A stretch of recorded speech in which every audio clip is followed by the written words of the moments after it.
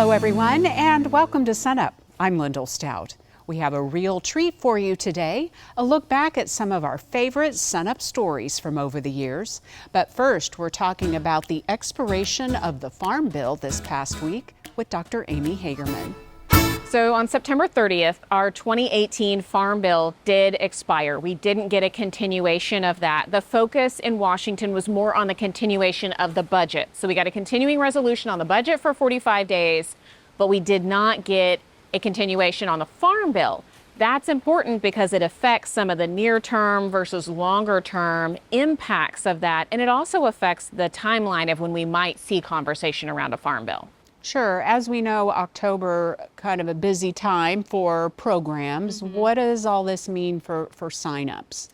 Yeah, so October, like you said, October and March, those are our two busy times for program signups. And we've got crop reports and things that go in. So the continuing resolution was very important because it kept our USDA offices open for people to turn in their crop reports, to sign up for their NAP coverage.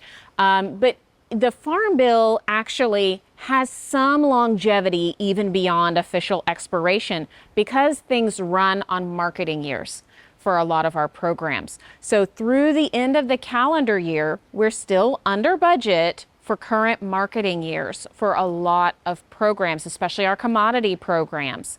And then also we can think about some of our permanent legislation that sits underneath the Farm Bill. So crop insurance continues going forward because it has permanent legislation underneath it. So for crop insurance and disaster programs, those will continue in the coming months.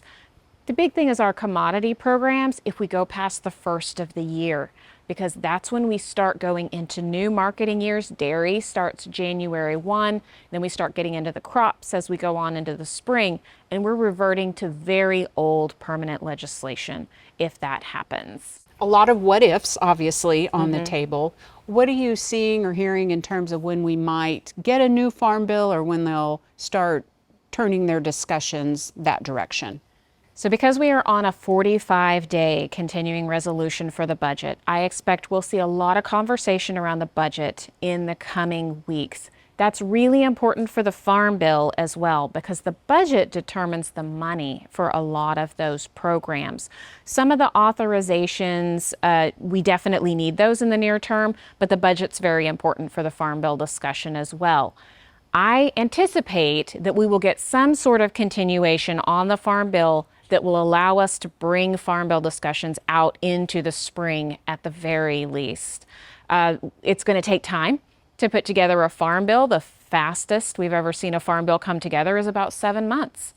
So we know that there needs to be some time there to develop a Farm Bill, to get it through the entire legislative process it has to go through. So I do anticipate sometime between now and December 31st, we'll need to see either a longer continuation of 2018 Farm Bill programs as they stand, or perhaps a shorter continuation in expectation that some changes will occur. It can be a kind of an anxious time for producers. Do you have some guidance for them as things progress?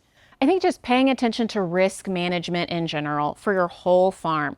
Keeping in mind that crop insurance is under permanent legislation, how to utilize that for the operation. Thinking about those disaster programs, which are also on some permanent legislation for the livestock programs, although some of the crop programs are more ad hoc at this point, and just staying in close touch with what the deadlines are and what changes might be on the horizon. And OSU Extension will definitely be on the front line, making sure we know what those changes are, getting that information out to our educators so that it's being distributed to producers. Of course, and we'll have you on Sunup anytime you want to be on. So, Absolutely. Amy, great information. Thanks a lot, and I'm sure we'll see you again very soon. Yeah.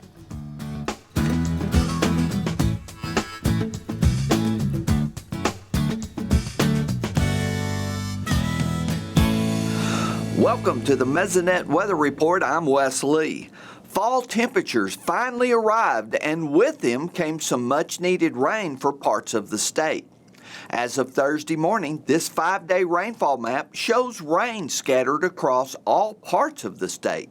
A couple of the driest parts getting decent rains were the end of the Panhandle and the South Central region. The wettest Mesonet station was the Newport station near Ardmore, recording 4.65 inches of rain.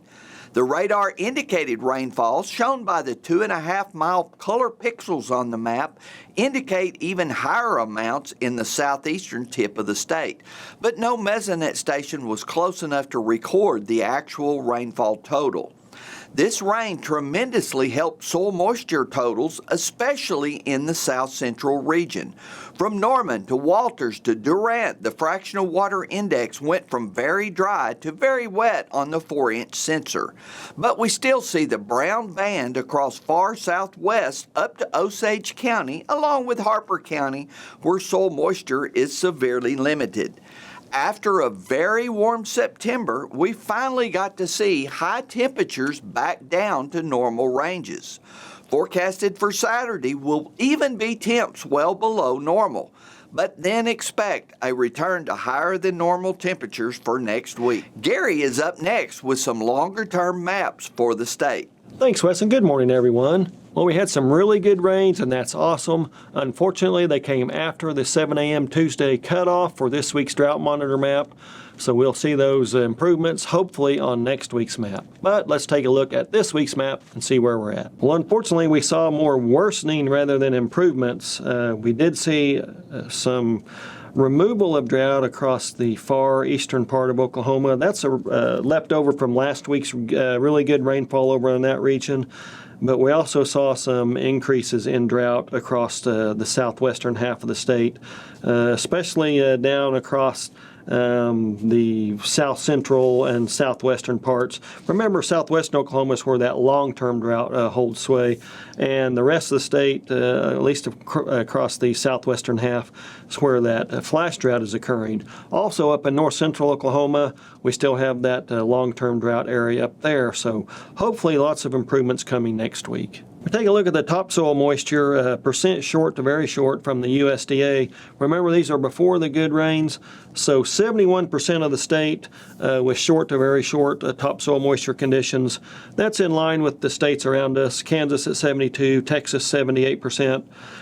New Mexico and Louisiana a little bit worse, 80 and 83%, so hopefully everybody got some good rains and we can improve much of the southern plains. Subsoil moisture, not too much better, but at least it is an improvement. 67% of the state with short to very short conditions in those subsoils. So again, these are maps that we should see improvements in as we get into next week. And let's talk about next week. What's the weather looking like for that period? Well, we do see the above normal temperatures coming back to the state.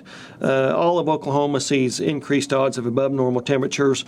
When we look at the precipitation, we do see we're in increased odds of below normal precipitation. It's not drastically below, or at least the odds aren't drastically below. So hopefully this moves on out of here and we get back to some rainy times like we saw last week and this week. So it doesn't take a lot of rainfall to get out of flash drought. It does take a lot of rainfall to get out of that long-term drought up in north central and southwest Oklahoma. So those are the areas we really need to concentrate that rainfall in. That's it for this time. We'll see you next time on the Mesonet Weather Report. Taking a look back now at a Sunup Favorite. With the start of OQBN sales this fall, it's the perfect time to look back at when we met one of the youngest participants ever in the program. Here's Sunup's Curtis Hare. It's a crisp fall morning on the Miller family farm. Perfect conditions for the hardest working ranch hand on this production.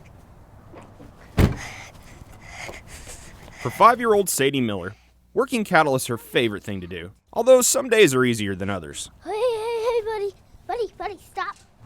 Can I just... You are so naughty. If you think a 5-year-old has no business pushing cattle, don't tell Sadie that. All right, we gotta be calm. We gotta go to that corner and get those calves and bring them up here, okay? And we'll lock them up. Give me. Yeah, she's getting almost too comfortable with the cows. Sometimes she wants to take off and go get a cow by herself, and we like to give her some independence, but also be right there in case something goes wrong to help her out. That one's chewing up the wire. Sadie! Come here, baby. You've gotta be kidding me. She was out here when she was about a month old. Was the first time she probably saw a cow.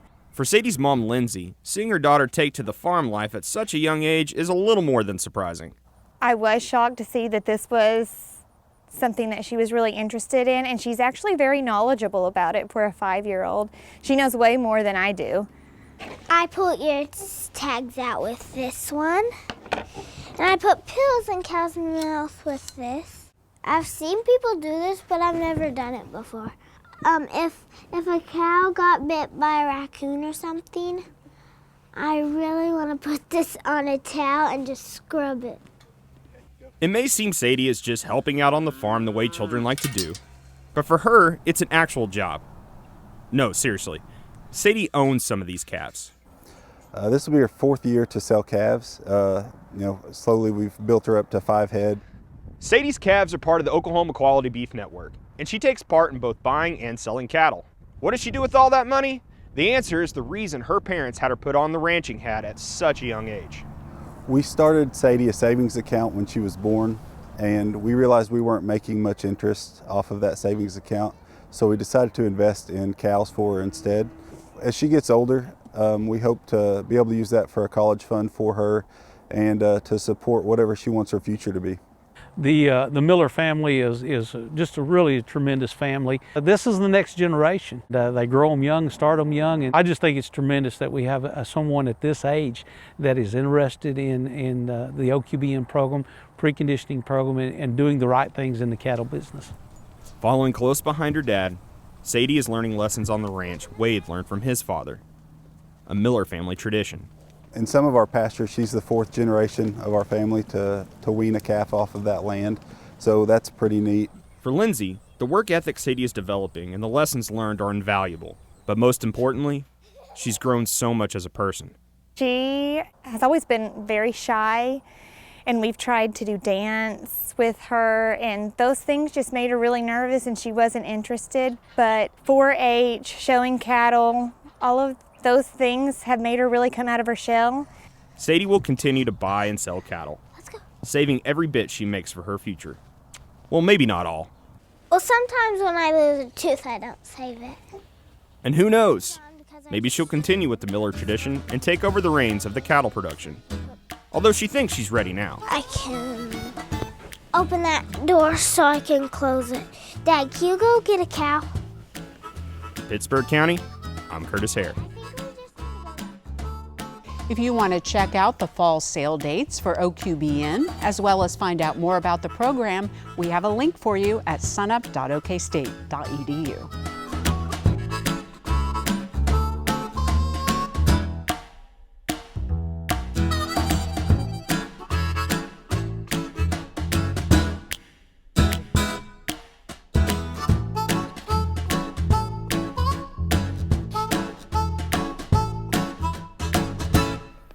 Good morning, Oklahoma, and welcome to Cow Calf Corner. This week's topic is reproductive efficiency in the cow herd, and we kind of come at this from different angles as we discuss it this week. And we follow up on some stuff from a few weeks ago when we addressed that weaning time is often the best day of the year to capture a lot of cow herd data and do some basic cowboy math and take a look at what kind of return we're getting from those cows that serve as the production factory in our cow-calf operation. And so we take that data and we go a step further, thinking about certain things that it indicates to us this week relative to our topic. Reproductive efficiency over time, good times and bad in the cattle business, is a very economically important trait. Now, depending on when you market your calves and what the markets look like, we could argue that it is the most economically important trait in a beef cow-calf operation. We know we've got the annual cost tied up in those cows. That calf we're going to sell from them every year is our return on that investment and our input of time and expense. And so right now we look at a time in this business when cow inventories nationally are low, and we know prices are robust for all categories of cattle. But if we still take a look at some basic things like the percentage of our cows that are actually raising a calf to weaning each year, it's informative to us relative to some decisions we can make in the future regarding management, maybe bull selection and genetics. We know that reproductive traits in general are pretty low in heritability, which means they're largely influenced by environment. The last couple years in Oklahoma, we've had some pretty challenging environment and climate issues to work through, and those calves that we're weaning right now are really going back to that summer of 2022 when we were in a pretty significant drought. But nevertheless, looking at those numbers, holding our cows accountable, thinking about the percentage of them that raised a calf to weaning, maybe even digging into that a little bit deeper and thinking about the percentage of our cows' mature weight that they are weaning off, can help us make better management, maybe nutrition decisions at some point down the road. From a genetic standpoint, the next time we're buying bulls, there is a whole number of different genetic predictors that are available to us in most beef breeds. Things like heifer pregnancy, mature cow size, some bioeconomic indices for dollar weaning, dollar maternal, as well as milk EPDs, calving ease maternal, all things that we can take into consideration that if we put the right selection pressure on a lot of those genetic values, it helps us over time develop a cow herd that fits our environment and literally results in weaning off more pounds of calves relative to the pounds of cows that we are maintaining on an annual basis. And so, weaning time's a good time to get data.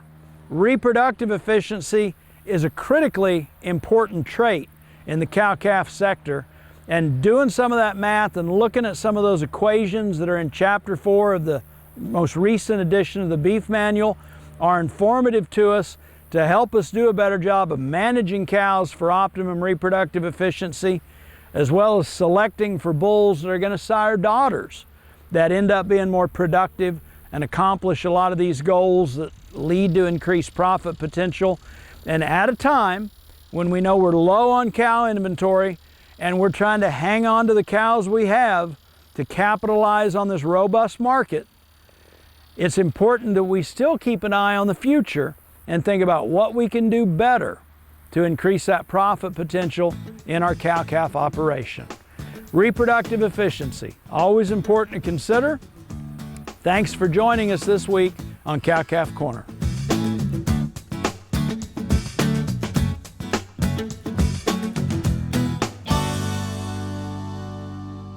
Summer crops are being harvested right now, so we got our grain marketing specialist, Dr. Kim Anderson, to walk us through the prices. So Kim, what's happening with prices? Well, if you look at wheat prices, $6.25 up in the Pond Creek area. Add a dime to it if you go out in the Panhandle. Take about 25 cents off of it down in southern Oklahoma. Corn can be sold or forward contracted for $4.75. You know, those corn prices have just been flat lately. Soybeans, remember we talked a couple weeks ago about will soybean prices go below 12? Well, they're hitting that $12 level right now. They're down around 12, 12.05, something like that. And of course, the cotton futures is just above 87, which gives you a price in Oklahoma around 84 cents. So what's the 2023 Oklahoma wheat harvest story? Well, if you look at the wheat harvest, it's around 69 million bushels, almost the same as it was last year. And if you look at prices, they've been as high as $8.50. We got that in late July, and they finished, the harvest months, June, July, and August, down right at $6. Now the average June, July, and August price was $7.45. So that gave you a $2.50 range from $6 to $8.50. Now if you look at September to October, we've averaged about $6.62 in the Pond Creek area for September. Prices now are down, almost hit that $6, and they're up to around $6.25 right now. So how low can prices go? Well, now that's a story, and that's a question that farmers are asking right now, because we went from $8.50 in late July to $6.04 in October 1, $2.50 range right there. So you got a lot of volatility in this market. Now, if you'll go back to 2000, the harvest of 2009 and work through today, then prices have averaged in Pond Creek, a little higher in the Panhandle, a little lower in southern Oklahoma, $5.84. The maximum price was $13.13. We got that in May of 22. And the minimum price, the lowest price, was $2.55. We got that in July of 16, and that's not that long ago. So that gives you a range. We could see prices down below $3. We could see them above 13. Neither one of those is very likely, but it is a possibility. Now let's look at the 24 harvest prices and what we could see there. Right now you can forward contract $6.25. If you look from harvest to harvest, from year to year, the average change is $1.26. The average price in Pond Creek has been $7.45. So that gives you a range of $6.20 to $8.70 for next year. We're at $6.25 right now, so we're already at the bottom of that. Now, if you look at over from June 09 through the 23 harvest, the range has been from $4.95 to $9.55. And the average change, or the largest change from harvest to harvest, was $2.50. And that's the harvest time periods. So if you're looking at what prices could do, so you take your $7.45, take $2.50 off of it, you got about $5, and if you add $2.50 to it, you got almost $10. I think that's the maximum range. My best guess would be $5.50 to $8.50. So how should producers be selling their commodities then? I think they just wait till, dollar cost averaging, wait and see what prices are like in the spring. I really like to sell in the June through August time period. And that's what history says, that in Oklahoma, most producers will get the highest average price if they'll just sell that June through August period. All righty, thanks, Ken. Kim Anderson, Grain Marketing Specialist here at Oklahoma State University. And just a quick reminder about the upcoming 2023 Cowboy Stampede. The rodeo will be October 19th through October 21st, starting at 7 p.m. and ending every night at 10.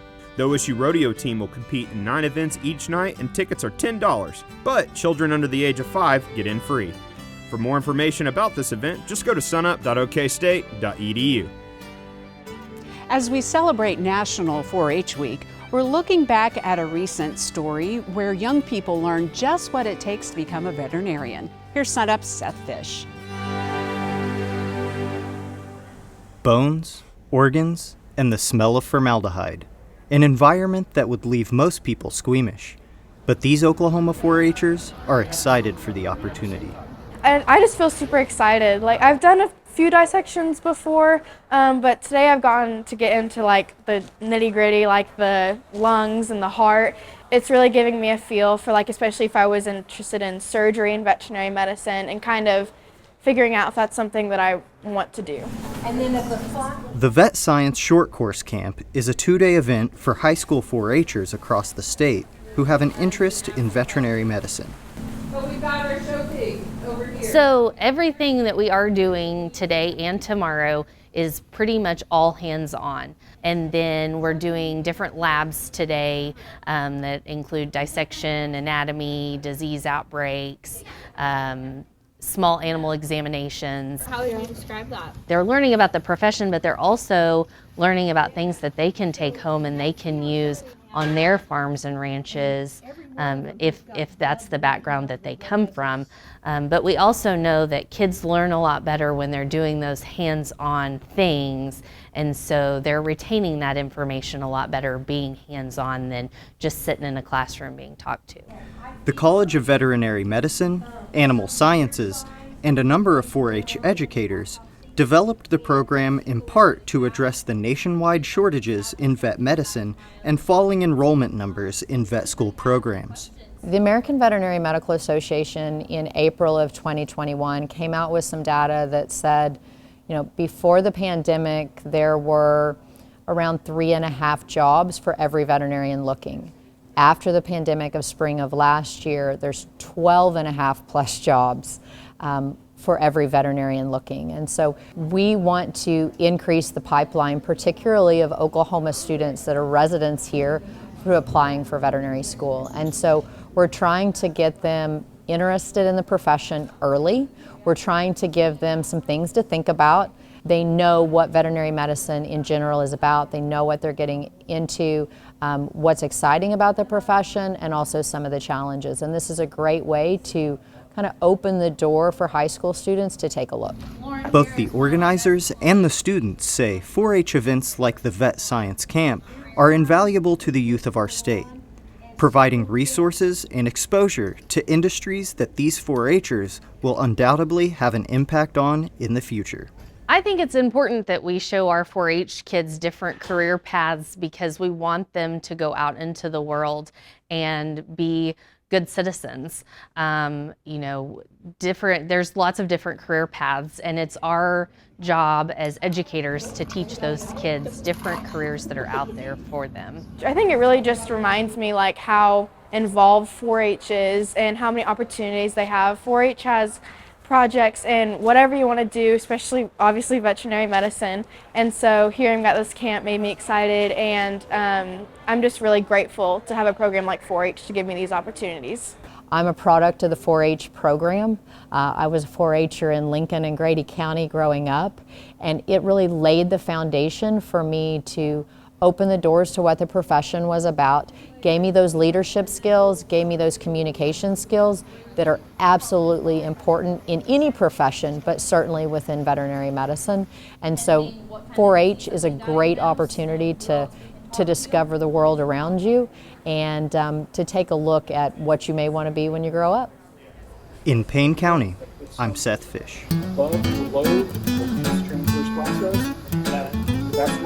To find a 4-H program in your area, just go to sunup.okstate.edu. And that'll do it for our show this week. Remember, you can find us anytime on that website and also follow us on YouTube and social media. I'm Lyndall Stout. Have a great week, everyone, and remember, Oklahoma agriculture starts at sunup.